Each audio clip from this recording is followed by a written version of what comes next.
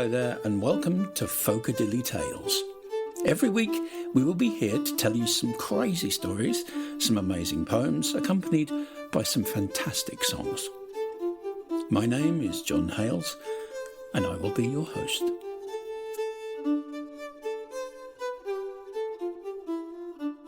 This week,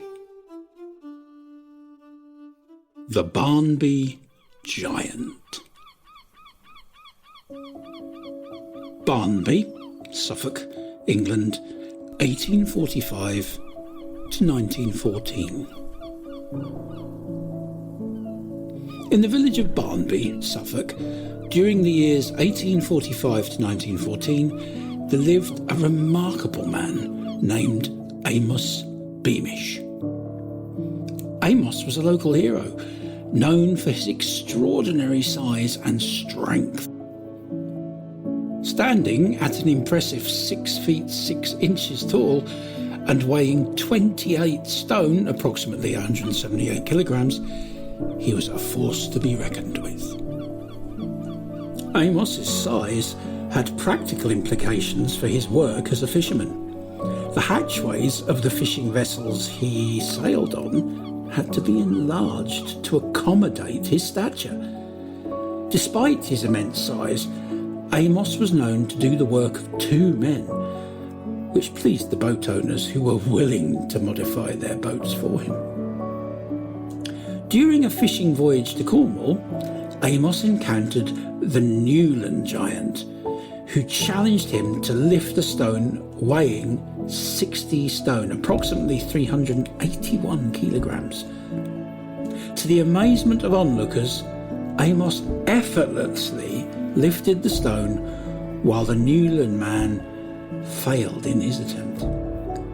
Amos's strength was truly unparalleled. Amos was not only known for his strength, but also for his tremendous appetite. It was said he could eat 30 herrings in one sitting, a testament to his voracious appetite.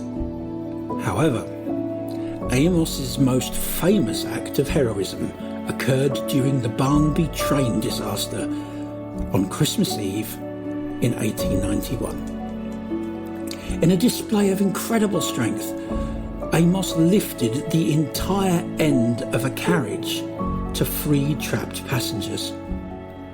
He then proceeded to carry the dead and the injured to the Barnby Swan, which is now a fish restaurant.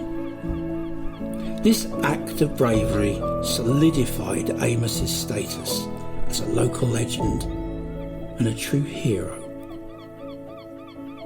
Amos Beamish's story is one of strength, courage, and selflessness. His remarkable feats of strength and his heroic actions during the Barnby train disaster will forever be remembered in the annals of Barnby's history. The Ballad of Amos Beamish.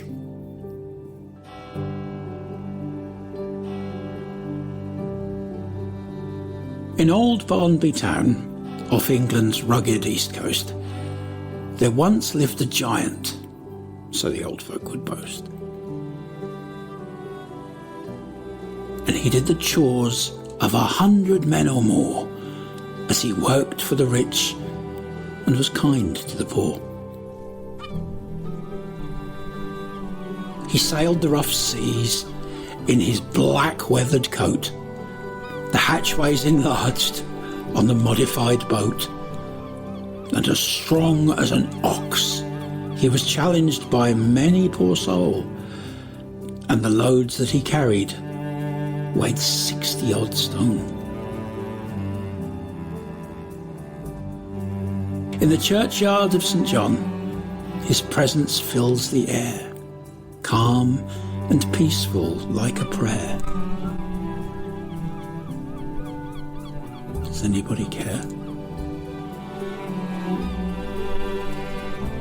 On a cold Christmas Eve, in the dead of the night, 1891, and a sound as if lightning strikes,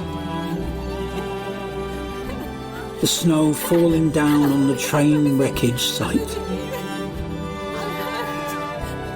and the groans of the people who lay buried alive.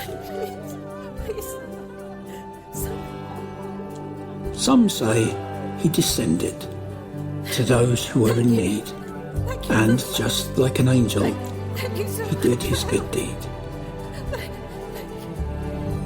For he saved many men on that terrible day. Just a handful were killed, who he gently carried away.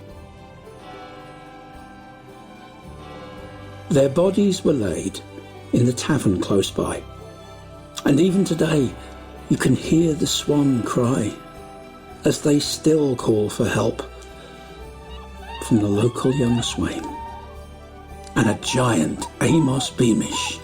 That was his name. In the churchyard of St. John, his presence fills the air, calm and peaceful like a prayer. Does anybody care? In the churchyard of St. John, where the church bells still ring and a choir of angels sing, for the good soul resting there.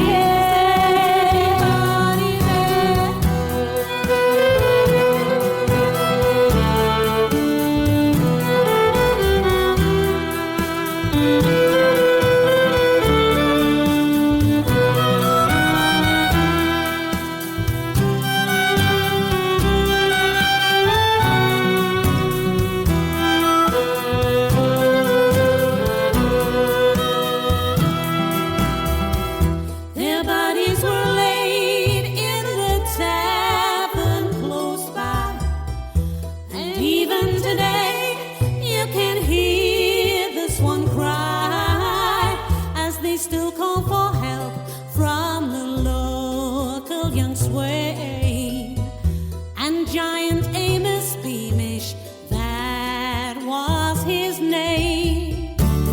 In the churchyard of St. John he rested, where the church bells still ring, and a choir of angels sing, for the good soul resting there, anyone who cares. In the churchyard of St. John, his presence fills the air. Calm and peaceful like a breath. Does anybody care? In the churchyard of St. John, where the church bells still ring.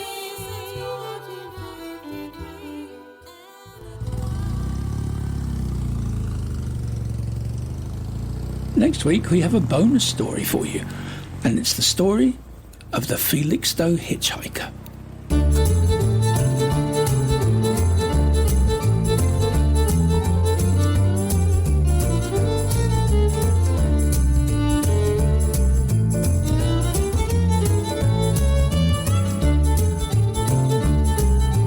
Late that night in the pale moonlight, I came across a pilot and he asked me for a ride, 'cause he was all alone in the twilight zone. 'Cause he was coming home from the aerodrome that night. His face looked weary, it was cold and dreary, and when he spoke his voice was oh so eerie. But all he said was, "Can you take me home, 'cause I feel so cold?" So I handed him my coat, my warm black coat.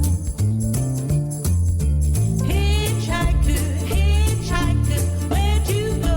'Cause I can't find you. Did you just disappear? You made me shake and shiver with fear. Hitchhiker, where'd you go that night?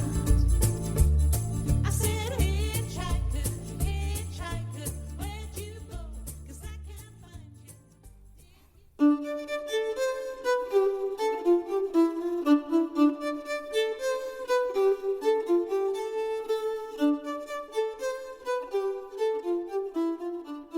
Folk-a-Dilly Tales is a Zingaro Blue production. It was written, produced and edited by Mario and Lesley Price. Mixed by Frank Erlenkämper. The poems, lyrics and songs are also written by Mario and Lesley Price. My name is John Hales and I've been your host. Additional vocals by Lesley Price.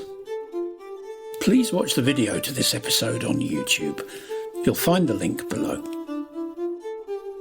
The contents of this podcast are based on the book Folk Stories, Legends and Poems by Mario and Lesley Price, and are available as a book and an e-book from Amazon under the name Folk Stories, Legends and Poems. The music can be found under that same name and as volumes 1 and 2 streaming on all major platforms. Today's background music was supplied by Scott Buckley. You can find the link to these compositions in the comments below. Be sure to check out our music videos that tell some of our stories on YouTube. For more information about Zingaro Blue, visit our website at www.zingaroblue.co.uk or find additional links in the comments section. If you've enjoyed this podcast, please hit the follow button so that you can listen to the next episode of Folk-a-Dilly Tales. Thanks for listening.